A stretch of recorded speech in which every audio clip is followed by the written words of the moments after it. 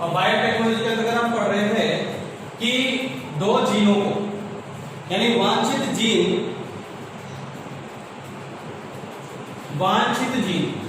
यानी डीएनए वो किसी प्लाज्म से किस प्रकार से जोड़ा जाए।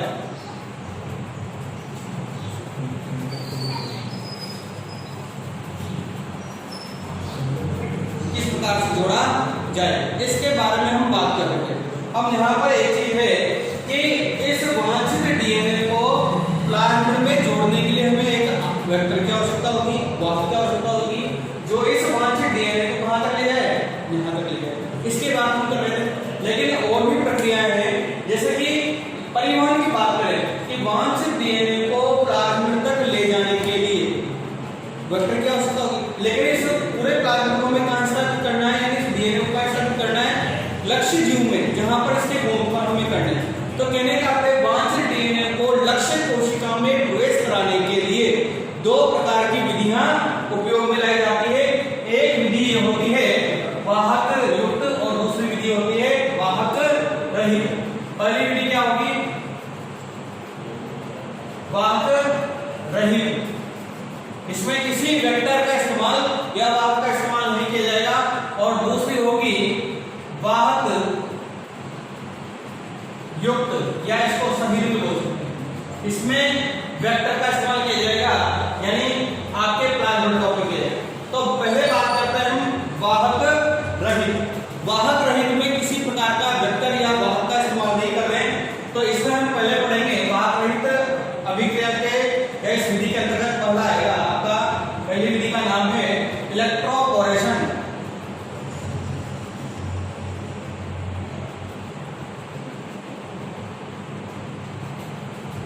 इलेक्ट्रोपोरेशन विधि यानी इस विधि के द्वारा हम वांछित डीएनए को लक्ष्य कोशिका में किस प्रकार से भेज सकते हैं।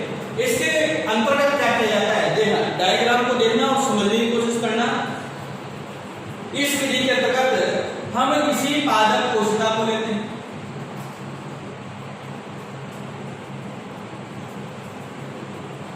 किसी पादप कोशिका को लेते हैं और यह पादप कोशिका वो कोशिका होगी जिसमें वांछित डीएनए को हमें प्रवेश कराना है। जिस कोशिका में वांछित डीएनए को प्रवेश कराना है वो पादप कोशिका है। अब पादप कोशिका की बात करें तो किसी भी पादप कोशिका में एक तो क्या होगी कोशिका झिल्ली, कोशिका झिल्ली सेल मेम्ब्रेन। दूसरा उसके अंदर केंद्रक होगा और केंद्रक के अंदर क्या होगा उसके डीएनए मोस्टर जो है। लेकिन यहाँ पर सबसे बड़ी बात है कि यहाँ पर एक कोशिका भित्ति भी उपस्थित होगी, सेल वॉल भी होगी।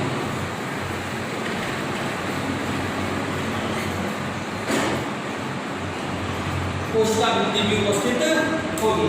अब ये कोशिका भित्ति क्या होगी कि उस वाहक जो आपका वांछित डीएनए है उसके लिए अवरोध का कार्य करेगी। आसानी से वो बिना वाहक के इस कोशिका भित्ति को पार करके केंद्रक में जुड़ नहीं पाएगा। इसके लिए हमें क्या करना पड़ेगा, इस कोशिका भित्ति को हटाना पड़ेगा। सबसे पहले कोशिका भित्ति का विलयन करना पड़ेगा। कोशिका भित्ति का विलयन कैसे कर सकते हैं हम, हटाना। जब कोशिका भित्ति हट जाएगी तो क्या हो जाएगी, कोशिका भित्ति के हटने के उपरांत केवल बचेगा हमारे पास कोशिका झिल्ली।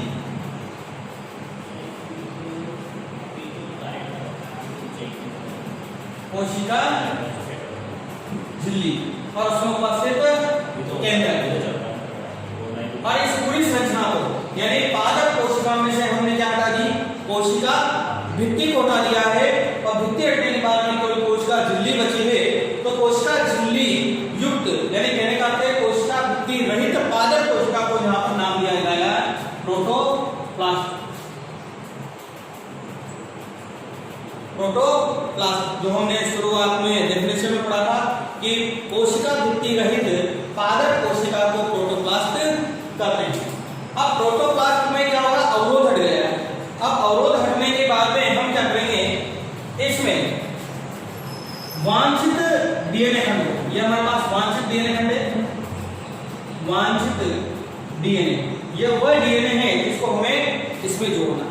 इसको प्रोटोप्लास्ट कोशिका को वांछित डीएनए के साथ में मिश्रित कर देते हैं, और मिश्रित करने के उपरांत इसको हम कहते हैं उच्च विभव में इन दोनों को उच्च विभव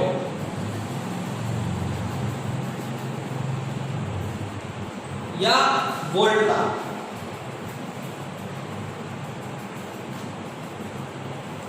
उच्च विभव या वोल्टा में रखते हैं, यानी कहने का अर्थ है स्पार्क अवस्था में रखते हैं, यानी ताप देते हैं स्पार्क। उच्च विभव या उच्च वोल्टा में इसे रखते हैं। क्लियर है? अब उच्च विभव या उच्च वोल्टा में रखने पर यह वांछित डीएनए और प्रोटोप्लास्ट के जो मिश्रण है इसमें क्या होगा कि जो प्रोटोप्लास्ट की कोशिका झिल्ली है, इस कोशिका झिल्ली में एक अस्थायी रूप से छिद्र उत्पन्न हो जाएंगे। अस्थायी रूप से कोशिका झिल्ली में छिद्र उत्पन्न हो जाएंगे और इस कोशिका झिल्ली में उत्पन्न छिद्रों से यह वांछित डीएनए इसके अंदर प्रवेश करता है। यानी यहां पर क्या हो रहा है, डीएनए का प्रवेश, वांछित डीएनए इसके अंदर प्रवेश कर जाएगा और अंततः यह कोशिका के अंदर जाकर इसके केंद्रक में उपस्थित डीएनए से जुड़ जाएगा। केंद्रक में प्रवेश,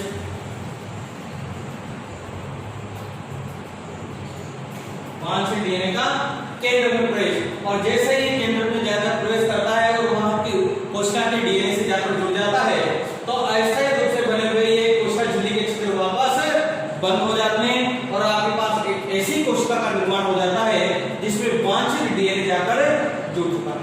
तो यह विधि बिना वाहक के, बिना वेक्टर के काम में जाती है। इसका सबसे बड़ा फायदा ये होता है कि यह सरलता से की जा सकती है और सस्ती है और तीव्र गति से इसमें किसी वांछित डीएनए को किसी कोशिका में समाहित या जोड़ा जा सकता है। तो ये बिना वाहक के होने वाली विधि है और विधि का नाम है इलेक्ट्रोपोरेशन।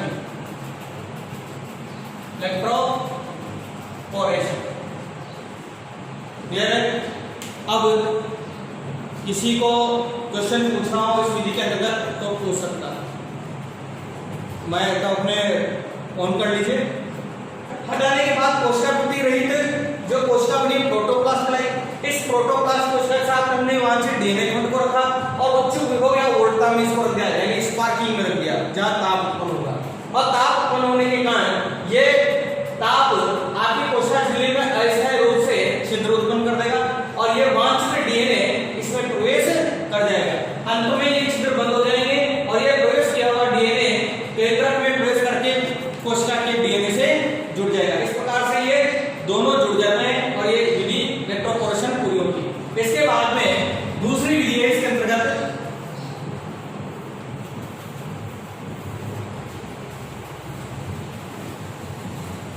इस विधि के अंतर्गत दूसरी विधि का नाम है आपके शॉटगन या बायोइलेक्ट्रिक विधि। शॉटगन या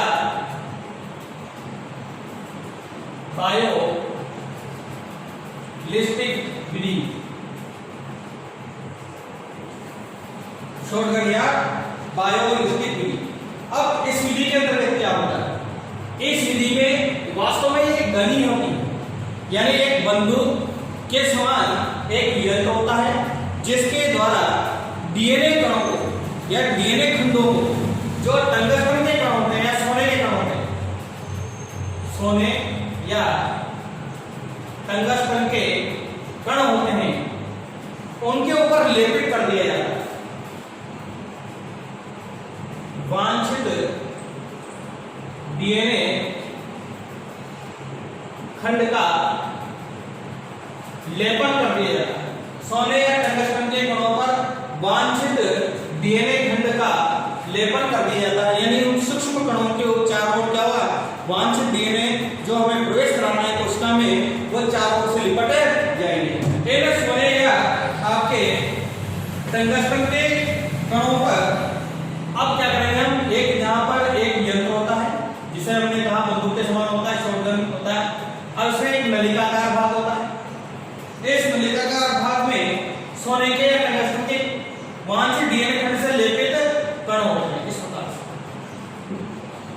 अब यहां पर निर्वात उत्पन्न किया जाता है,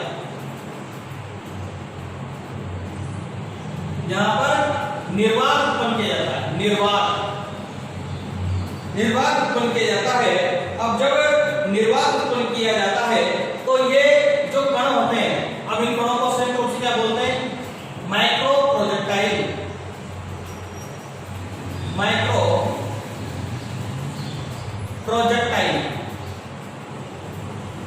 यानी माइक्रो प्रोजेक्टाइल कोई कण होंगे, एक सोने के कैल्शियम कण होंगे जिनमें वांछित डीएनए लिपटा होता है, लेप होता है। अब यहां निर्वात उत्पन्न होता है इस गण के अंदर। अब निर्वात जैसे ही बढ़ता है तो इस यंत्र के सिरे पर उपस्थित जो झिल्ली होती है वो अवरोध झिल्ली होती है वो निर्वात के कारण फट जाती है। फटने से सारे के सारे कण इसमें से बाहर एक धूम की तरह निकलते हैं, तीव्र गति से निकलते हैं और सामने स्थित एक झिल्ली जिसे अवरोध झिल्ली बोलते हैं, अवरोध झिल्ली बोलते हैं, उससे जाकर टकराते हैं। इस अवरोध झिल्ली के दूसरी साइड में जिस लक्ष्य कोशिका होती है जिसके अंदर हमें ये डीएनए प्रवेश कराना है, तो ये जितने भी माइक्रो प्रोजेक्टाइल है इस निर्वात के कारण यहाँ अवरोध झिल्ली से जाकर टकराते हैं और टकराकर इस झिल्ली से चयनित डीएनए युक्त कण इस रेंडमली यहाँ पर इस लक्ष्य कोशिका से जाकर टकराने लगते हैं और कुछ कण यहाँ पर आपके वांछित डीएनए के इसकी केंद्र में जाकर बिल्कुल तीव्र गति से प्रवेश कर जाते हैं और डीएनए से कोशिका के डीएनए से जाकर जुड़ जाते हैं। यानी यहाँ पर भी किसी वाहक का उपयोग नहीं किया गया है और शॉर्टकट या बायोलॉजिस्टिक विधि में भी आपके डायरेक्ट बिना वाहक के वेक्टर के सोने या टेलेस्टेरिक कणों की सहायता से बौछार करके लक्ष्य कोशिका के डीएनए में आपका वांछित डीएनए जोड़ दिया जाता है। अब यहाँ पर बात करें इसके उपयोग की, लाभ ये होता है कि यह भी एक तीव्र गति से होने वाली अभिक्रिया है, साथ में साफ सुथरी अभिक्रिया है, इसमें किसी दूसरे खंड के समाहित होने की संभावना नहीं होती। जिस खंड का उपयोग हम करना चाहें उसी का लेबलिंग किया जाएगा। तीसरी विधि है इसकी छोटी विधि बाद में माइक्रो इंजेक्शन।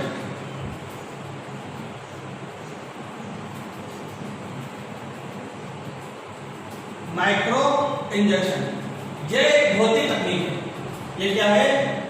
भौतिक तकनीक है। जिस प्रकार से किसी रोगी के शरीर में दवा को अंतःशक्ति कर दिया जाता है त्वचा के नीचे इंजेक्शन के द्वारा, यानी डायरेक्ट इंजेक्शन में भरकर दवा को उस रोगी के शरीर में प्रवेश करा दिया जाता है, उसी प्रकार से यह भी एक माइक्रो इंजेक्शन यानी भौतिक तकनीकी प्रक्रिया है जिसमें कोशिका की जो बाह्य बाधाएं हैं, बाह्य बाधाएं का मतलब उसकी कोशिका भित्ति, उसकी कोशिका झिल्ली, केंद्रक झिल्ली, ये सब बाहरी बाधाएं हैं, इनको भेद कर किसी सूक्ष्म इंजेक्शन के द्वारा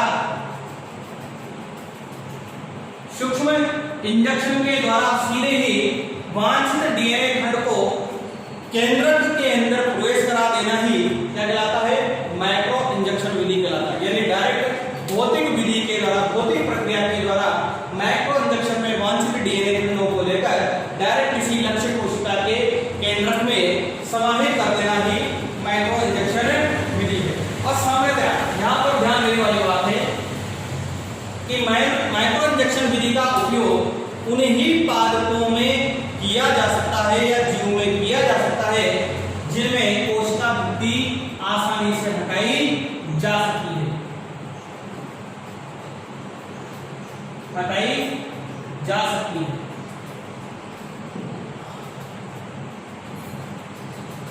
कोशिका भित्ति हटाई जा सकती है, यानी कहने का अर्थ है प्रोटोप्लास्ट में ही यह विधि कारगर है। प्रोटोप्लास्ट में ही यह विधि कारगर है। क्लियर है? तो इस प्रकार से ये तीन विधियां हैं। एक तो है इलेक्ट्रोपोरेशन विधि, इलेक्ट्रोपोरेशन विधि, दूसरी शॉर्टकट या बायोलॉजिकल विधि, तीसरी माइक्रो इंजेक्शन विधि। ये बिना वेक्टर या वाहक के द्वारा होने वाली प्रक्रिया ठीक है। अब यहाँ पर